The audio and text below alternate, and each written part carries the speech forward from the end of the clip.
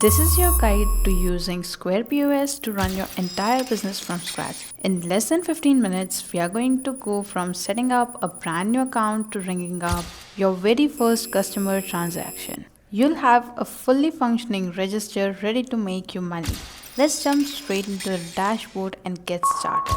Start by heading over to squareup.com, and here you'll need to create an account, and if you've already got an account you can simply sign in. Just click on this get started button and it will take you to the sign up form. Fill in the details, add in your email, password, and select your location. Next up, you need to add in details about your business, like what type of business it is. You've got a bunch of options. Right now, I'm just going to use one of these for my virtual fictional business. So it's going to be professional services. Then, do I accept credit card or debit card? Yes, we do accept both of them. Next up, you have the business category. You need to select from one of these once you have selected the business type. And for me, it's going to be marketing and advertisement. Up next, you have got basic business details like the name, contact, and the address of the business. Make sure you fill all of that, then click on this continue button. This is the dashboard that you are going to land upon, and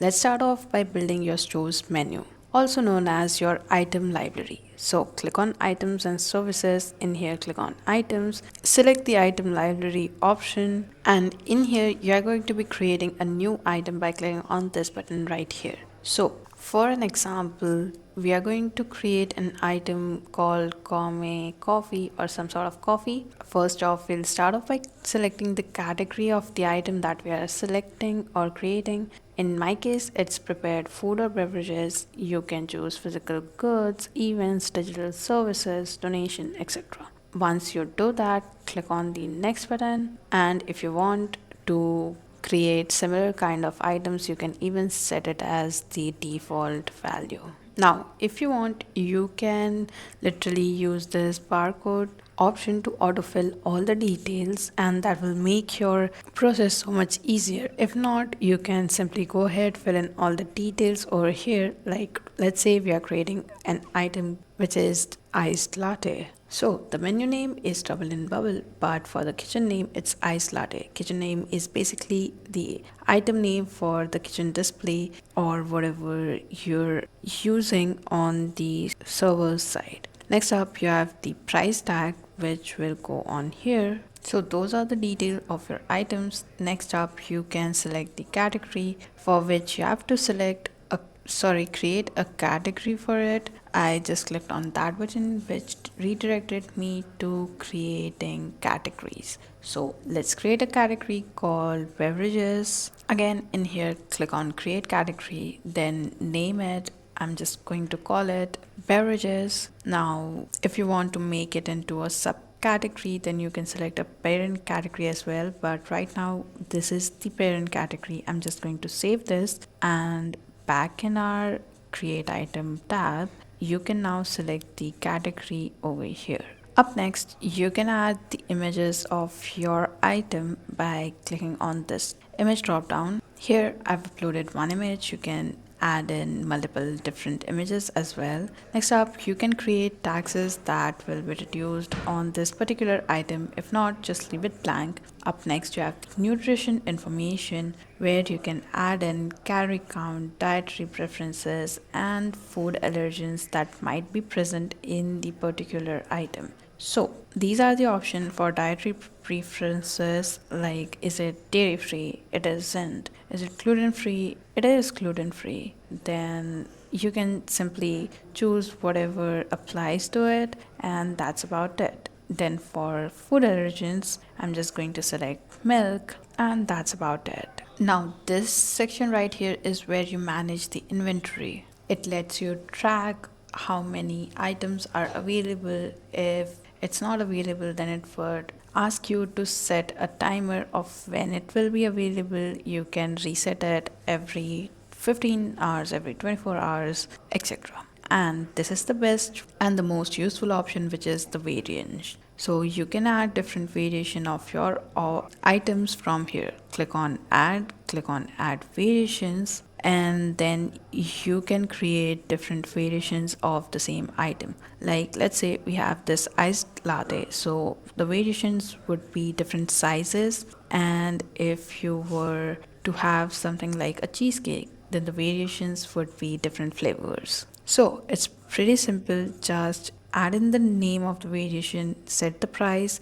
and the status of its availability, the SKU, and the GTIN number for inventory tracking, and the weight if it is online or can be delivered. So this is what it will look like, and click on done once you have added different variants. Next up, you have got modifiers. If you want to add different topping size special requests, then you can add that. Usually if it's beverages, then you can create modifiers like extra milk, one extra shot of espresso, extra cream, this and that. Once you have done all of that, you can go right ahead, save this item, and that's it. You have created a new item. This is what it looks like, and it's time that I show you how to create a modifier for this specific item itself. So head over to modifiers, then click on create modifier. Let's call this one extra shot of espresso for our drinks. So let's just call it shot of espresso. So I've got the display name as extra zinc, and then for the kind of modifier, it's just going to be a list modifier that can be added to the choice of your item. So let's add in two different options. It's either one shot of espresso or two shots of espresso. That's it. So here's what we got: one shot, two shot, double shot, 50 and 100. That's it. Next up, we have the selection rule, for which we would require the customer to select it, and these are different settings like hide modifier on customer receives, which I don't want, and to sort out modifier to be added to the end while checkout. I don't want that either, so I'm just going to save it. Now once you make that modifier, you can click on this apply to items option and then select the item from the list over here, and that's it. The modifier has been applied to your item, and if you try to use this item, you'll have the option to modify it using the modifiers that we just created. So up until now, we have got three things clear. First one is category, second one is the item, and third one is modifier. Now, in case you provide some sort of services instead of product, simply go to service library and create a new service. It's similar to the item. You'll have to fill out the entire form, and that's it. Another feature that needs to be explained is discounts. Again, in discounts, click on create discount and just give a name for the offer or the discount, the amount, whether it's a percentage, a specific amount, or a variable amount. I'm just going to add a percentage. We are going to call this 10% off, and in the amount I'll add 10 because that's 10%. Now this is the most important step, where you are going to decide when exactly is this discount going to be applicable. Turn on discount rules and you can select who does it applies to, whether it's an item category or a customer group like specific loyal customers or newcomers, etc. Or is it based on quantity? So what I'm gonna do is select quantity for this discount option, and that's it. You have to specify the number of items that needs to be added to apply this discount over here. Let's say 3, and then you can add in individual items, or you can select it for all the available item in your store. And there's also an option to add item from specific categories that will use this discount. So I'm just going to add in a single item, which is our iced latte, and that's it. Now you can add as many rules as you'd like. You can change them according to item or category as well, and you can also create different sort of discounts. Now while you are trying to create some festive or seasonal discount, you'll require this discount scheduling option, where you have to select the date range as well as a schedule. So date range will activate the discount in particular dates only, and then there's the schedule which will make it repetitive at particular time, like you can say Monday at 3 or every weekends and stuff like that. Once you're done with all the settings, you can go right ahead, click on the save button, and that's it. Up next, you have got subscription plans. This is basically for businesses that offer some sort of subscription plan with features offered according to it. You can simply create your plan over here and then your user can use it accordingly. Now, that's everything you need to know about items and services in our dashboard. But now let's talk about payment and invoices. As you can see, you've got a couple of different options like transaction, orders, subscriptions, etc. So starting with transaction, it will show a record of all the payments that have been made by your POS. There are different filters that you can use to see only the data that's required. Next up, we've got orders, which is where you can track either your online orders and activities of the delivery partner who made those deliveries. So, right in all orders, you'll see a dashboard of all your orders. There are different tabs to track the order by the schedule, like active, schedule, completed, or cancelled. Then there are these filters right here, which lets you bifurcate your orders according to the location, order source, channel, and even the date. Lastly, in all the tracking tabs, we've got an export option which lets us export this data table as an CSV. So it is really easy to keep track of our reports and data. For a deeper dive into shipments, we've got another page where we can see all the active order as well as the order that have been shipped out. Order partners is where you can connect with different delivery partners and then manage the application as well as connection from in here. Once you've created your subscription plan, this is where you can manage the payments as well as the invoices of the same. This section, which is disputes, is critical because it shows up any disputes that you've got going on with any of the customers. If they have claimed any refunds, that will show up over here, and you can check the status again. Your needs response will have all the raised disputes, then in review will be the ones that you've checked out, and the resolved would be added to the resolved section. Next in our dashboard, we've got customers, which can really be helpful while creating a customer base or even getting feedbacks for the same. So in your customer directory, you'll see a list of all the different customers that are available with details like their name, their email, phone number, which can be used to reach out to them for marketing, advertisement, etc. In case you're new to Square Up and want to import customers, then you can use this import customers option as well.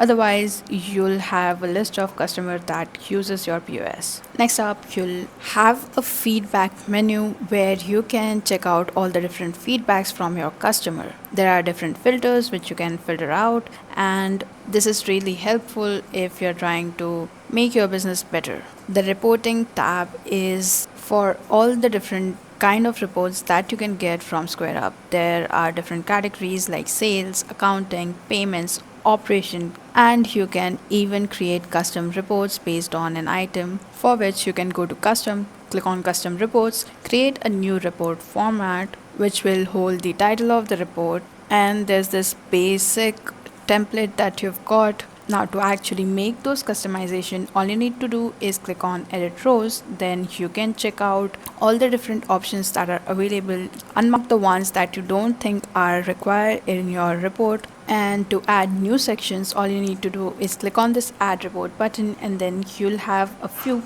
different options to add from. This way you can customize your report, and once you are done with the customization, just go ahead, save the report, and to actually get those reports, go to custom item reports, and this is where all the items that you have designed will show up. Similarly, for any other category, all you need to do is choose the summary report option, and then you can check out your reports from here, which will really help you out with further business decisions. Now we have got reports, we have got payments and customer item services, but we also have a staff management option in our dashboard itself, where you can schedule, check out your staff's availability, when are they taking day offs. You also have time cards and scheduling for them, and you can set up everything from the settings over here, starting with the clock in and clock out times,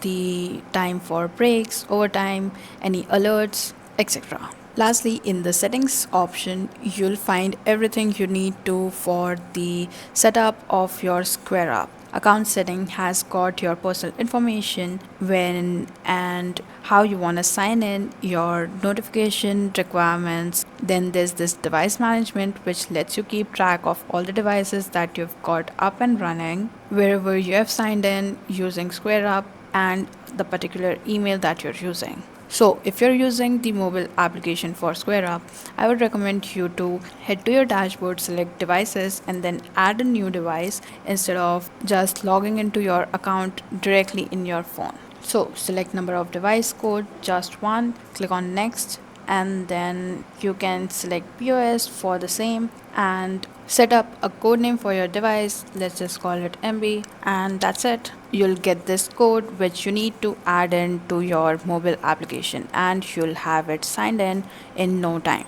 So that's basically the full blueprint. You now know exactly how to set up your account, customize your item library, link your bank, and run smooth transaction using Square POS. Hope that helped, and I'll see you in the next one.